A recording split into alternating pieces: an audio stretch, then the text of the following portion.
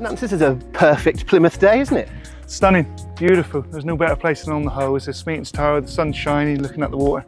There's even people playing bowls over there. Is there? They're actually playing bowls where Drake played bowls and all that kind of stuff. But we're not really looking here and on the ground and around us. We're looking there. We're looking up there. We can see the clouds around us and forming. But you're going to be up there on Sunday. How does that feel? Well, now you keep talking about it, or you brought it up, I'm starting to think about it. But yeah, no, there's a few of us doing the Skydive for St Luke's Hospice, Rob. Fantastic charity that we've got roped into to jumping for. Mm-hmm. So hopefully we can raise lots of money to support all the nurses and all the great work that they do there. Tell us how you got involved into it.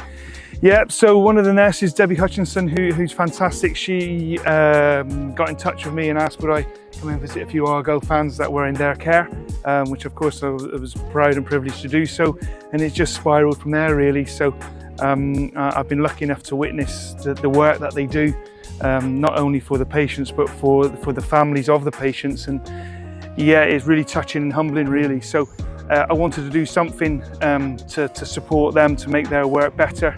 If I can, and along with the other lads at the football club, we've got volunteered, or we volunteered, I'm not sure which way it was, to do this Skydive on Sunday, which would be great. Did they not corral you at a home game, I heard? Yeah, no, they did. They had the nurses in at home park. They did before one of our games. I think it was the Sheffield Wednesday or Derby one, I can't really remember.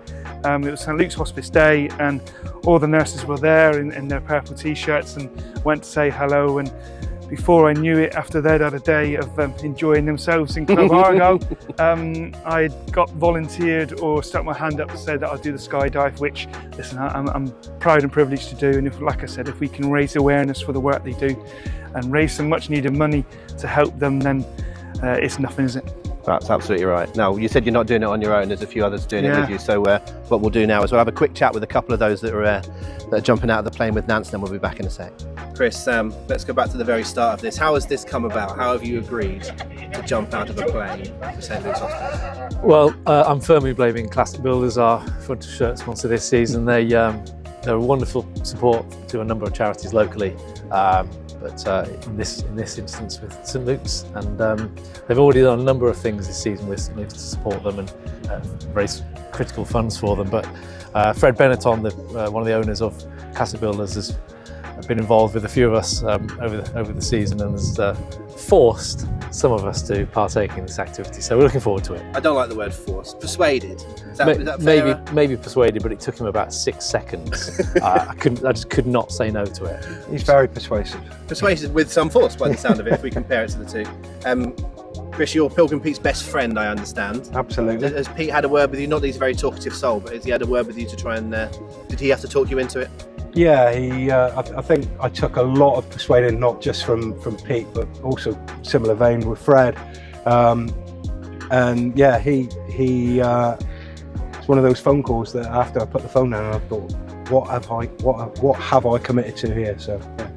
One of my next questions to both of you was going to be if you've done this before, but the way you're talking about this makes me feel that maybe you haven't. Am I right in saying that? Yeah, correct. I'm pretty petrified as well, but at the same time, I think it's it's a great experience as well. It's difficult to say no to, I think, in lots of ways. So really up for the challenge, but more so this is about supporting an incredible local charity. So pushing funds as far and hard as we can to do that. Yeah, let's ask you about that, Chris, because St Luke's are just it's around all of us, isn't it? Someone will have experienced something that they've had to do. We've all been around people that are inspiring like they are, and I guess that's what you'll be thinking of when you're on that runway and heading into the skies. Definitely, I think St Luke's, got first-hand experience of a good friend that spent a lot of time, or final days of his life at Turn Chapel, and every opportunity that there is to do something for those guys. They're a fantastic charity, fantastic people, and to support that, they need to raise a lot of money every year to keep everything going. And like you say, there are a lot of people in our community that are touched and have been touched by St Luke's Hospice. It's a fantastic place. Sam, who else is part of the team? Obviously we know Nance is doing it and you guys, but there's a couple of others I think who are taken to the skies. Yeah, a couple of other familiar faces. Matt Kimberley from the commercial team as well. David Ray, head of finance, who haven't seen for a while since he accepted the challenge. So yeah, there'll be a really good group of us there, but really grateful to Classic Builders for inviting us all as well. Good fun. I imagine it's going to help, Nance, the fact that there is a little group of you. You're going to be all there together. I think it'd be a bit more daunting on your own, wouldn't it? Yeah, for sure. Yeah, so it'll definitely help. I'm sure there'll be a bit of banter and a bit of ribbing about who's going first and who's the most nervous. But now it's nice that there's a group of us doing it. And like I said, when the day comes, we'll just have to go out and jump, won't we, and enjoy what's ahead of us.